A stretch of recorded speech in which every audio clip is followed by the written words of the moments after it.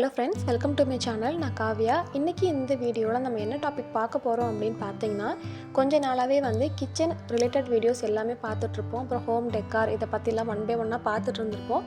So அதெல்லாம் ஒரு part தான் பார்க்க போகிறோம். வீடியோவை ஸ்கிப் பண்ணாமல் பாருங்கள்.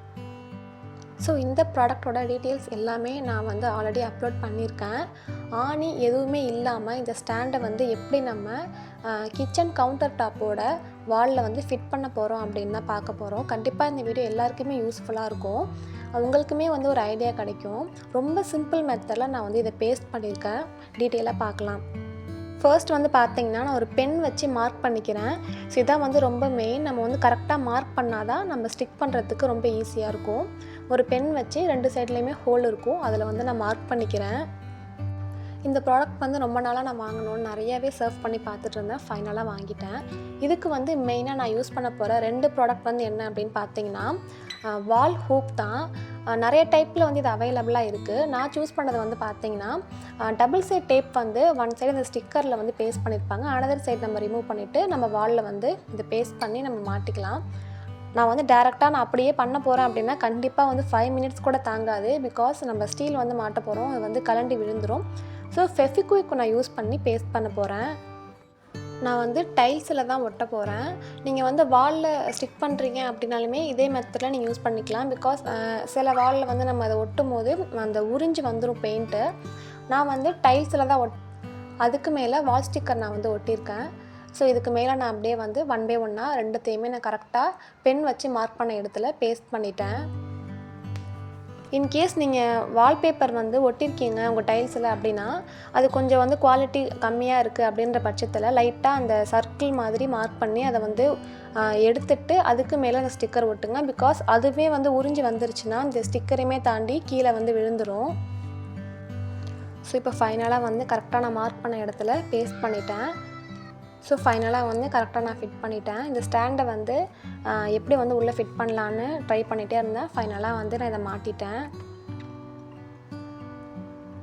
ஸோ இப்போ வந்து பக்காவாக ஃபிட் பண்ணியாச்சு.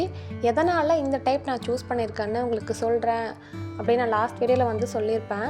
மெயின் ரீசன் வந்து பார்த்திங்கன்னா, எனக்கு அந்த மேலே வந்து ஒரு டெக்கார் ஐட்டம் மாதிரி வைக்கணும் அப்படின்னு ரொம்ப ஆசை. ஸோ அதனால் இந்த மாதிரி டைப் நான் சூஸ் பண்ணியிருக்கேன். இப்போ எல்லா கரண்டையுமே நான் வந்து ஒன் பை ஒன்னாக ஃபிட் பண்ணுறேன்.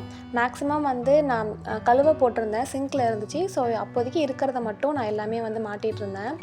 அந்த அளவுக்கு வந்து கரண்டீஸ்லாம் நான் யூஸ் பண்ண மாட்டேன். எனக்கு அதாவது 2 பேர் இருக்கும். ஸோ அதுக்கு ஏற்ற மாதிரி என்னென்னலாம் வந்து மஸ்ட்டு தேவையோ அதை மட்டும் தான் நான் வந்து வச்சுருக்கேன். எந்த ஆங்கிளில் வந்து இதை நம்ம ஃபிட் பண்ணலான்னு நிறைய யோசிச்சுக்கிட்டே இருந்தேன். சைடில் பண்ணால் டார்க்காக இருக்கும், அந்த அளவுக்கு தெரியாது. நெக்ஸ்ட் திங் வந்து கேஸ் ஸ்டவ்வுக்கு ரைட் சைடு வந்து பண்ணலாம் அப்படின்னு தான் பார்த்தேன். பட் வந்து குக் பண்ணும்போது அந்த ஆவியெல்லாம் பட்டு கண்டிப்பாக அந்த கரண்டியில் வந்து எண்ணெய் பிசுக்கு வந்து படியும். ஸோ அதுக்காக நான் அந்த சைட் மாட்டலை. இந்த ஸ்பூன் ஸ்டாண்ட்லேயே வந்து பார்த்திங்கன்னா லைட்டாக தொட்டு பார்த்தா அது இருக்கும். ஸோ அந்த ரீசனுக்காகவே நான் வந்து இந்த சைட் மாட்டலை. இதை பற்றியுமே நான் உங்களுக்கு ரிவ்யூ அன்பாக்சிங் எல்லாமே பண்ணியிருப்பேன். ஸோ இதை வந்து நான் லைட்டருக்காக வச்சுருக்கேன் பேஸ்ட் பண்ணி. அதில் அந்தளவுக்கு வெயிட்லாம் ஸ்டோர் பண்ண முடியாது. ஸோ இப்போ ஃபைனலாக வந்து பார்த்திங்கன்னா ஒரு டெக்கார் ஐட்டம் வந்து நாங்கள் செட் பண்ண போகிறேன். இந்த எல்லோ கலர் வந்து நல்லாயிருக்கும் பார்க்குறதுக்கு பளிச்சுன்னு அப்படிங்கிறதுக்காக இதை நான் வைக்க போகிறேன். ஆல்ரெடி வந்து ரெட் க்ரீன் எல்லாமே வச்சு பார்த்தேன். ஸோ கொஞ்சம் டிஃப்ரெண்ட்டாக இருக்கும் அப்படிங்கிறதுக்காக இந்த எல்லோ நான் சூஸ் பண்ணியிருக்கேன். நான் வந்து பார்த்திங்கன்னா அந்த வால்பேப்பர் பேக்கில் இருக்குது இல்லையா, ஸோ அதை வந்து ரிமூவ் பண்ணாமல் அதுக்கு மேலேயே தான் நான் ஸ்டிக் பண்ணி ஒட்டியிருக்கேன். மேபி வந்து அது எனக்குமே உறிஞ்சி வர மாதிரி இருந்துச்சு அப்படின்னா அதை மட்டும், அதாவது அந்த வால்பேப்பரை மட்டும் கட் பண்ணிவிட்டு டைல்ஸில் பேஸ்ட் பண்ணால் கண்டிப்பாக வந்து ரிமூவ் ஆகவே ஆகாது. ஸோ நீங்களுமே ட்ரை பண்ணி பாருங்கள். இந்த வீடியோ உங்களுக்கு பிடிச்சிருந்தால் மறக்காமல் லைக் பண்ணுங்கள். புதுசாக யாராவது வீடியோ பார்க்குறீங்கன்னா சப்ஸ்கிரைப் பண்ணிக்கோங்க. இது போல் வீடியோஸ் நிறையா நான் வந்து ஃப்யூச்சரில் அப்லோட் பண்ணுறேன். நெக்ஸ்ட் ஒரு இன்ட்ரெஸ்டிங்கான வீடியோவில் பார்க்கலாம். தேங்க்யூ.